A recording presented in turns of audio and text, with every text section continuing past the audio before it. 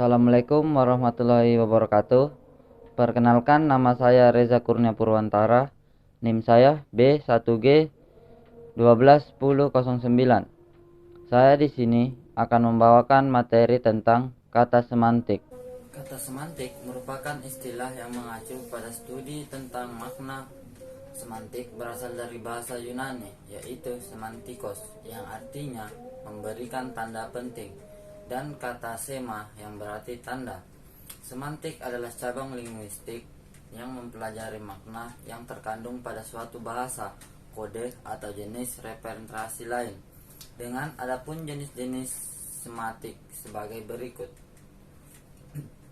Yang pertama, behavioris. Berdasarkan sketsa itu, makna berada dalam rentangan antara stimulus dan respon, antara rangsangan dan jawaban. Makna ditentukan oleh situasi, yang berarti ditentukan oleh lingkungan.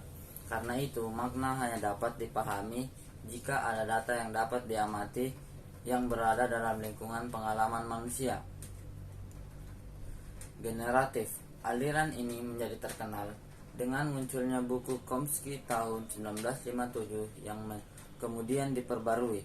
Menurut pendapat mereka, struktur semantik dan struktur sintaksis bersifat homogen. Struktur dalam tidak sama dengan struktur semantik.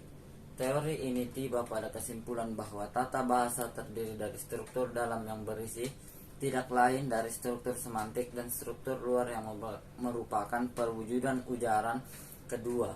Struktur ini dihubungkan dengan suatu proses yang disebut transformasi. Semantik historis. Semantik historis adalah studi semantik yang mengkaji sistem makna dalam rangkaian waktu. Semantik ini membandingkan kata-kata berdasarkan periode atau antara kata pada masa tertentu dengan kata pada bahasa yang lain.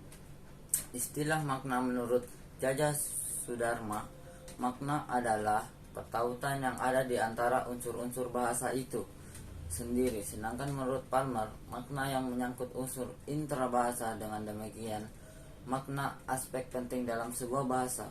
Karena makna, maka sebuah komunikasi dapat terjadi dengan lancar dan saling mengerti. Adapun tipe makna sebagai berikut. Makna denotatif adalah kata atau kelompok kata yang didasarkan atas penunjukan yang lugas pada suatu di luar bahasa atau yang didasarkan atas konvensi tertentu. Makna leksikal adalah makna kata yang berdiri sendiri baik dalam bentuk dasar maupun dalam bentuk kompleks. Litotes yaitu ungkapan berupa penurunan kualitas suatu fakta dengan tujuan merendahkan diri. Relasi makna adalah hubungan antara makna kata yang satu dengan makna kata yang lainnya. Prinsip relasi makna ada 4, yaitu prinsip kontiguitas, prinsip komplementasi, prinsip overlapping, dan prinsip inklusi. Kontiguitas adalah prinsip yang menjelaskan bahwa beberapa kata dapat memiliki makna yang sama atau mirip. Prinsip ini dapat menimbulkan relasi makna yang disebut sinonim. Secara semantik, Verhaer mendefinisikan sinonim sebagai ungkapan yang maknanya kurang lebih sama dengan makna ungkapan lain. Komplementasi adalah prinsip yang menjelaskan bahwa makna kata yang satu berlawanan dengan makna kata yang lainnya. Prinsip ini dapat menimbulkan relasi makna yang disebut antonim. Secara semantik, Verhaer mendefinisikan antonim sebagai ungkapan yang maknanya dianggap kebalikan dari makna ungkapan lain. Misalnya, kata bagus yang berantonim dengan kata buruk, kata besar yang berantonim dengan kata kecil. Sama halnya dengan sinonim, antonim pun tidak bersifat mutlak. Itulah sebabnya dalam batasan di atas, Verhaer menyatakan yang maknanya dianggap kebalikan dari makna ungkapan lain. Jadi hanya dianggap kebalikan, bukan mutlak berlawanan. Perubahan makna ada beberapa jenis perubahan makna yang terjadi dalam sebuah kata. Diantaranya ada yang meluas, menyempit, berubah total, penghalusan, juga pengasaran. Perubahan tersebut sebagai berikut.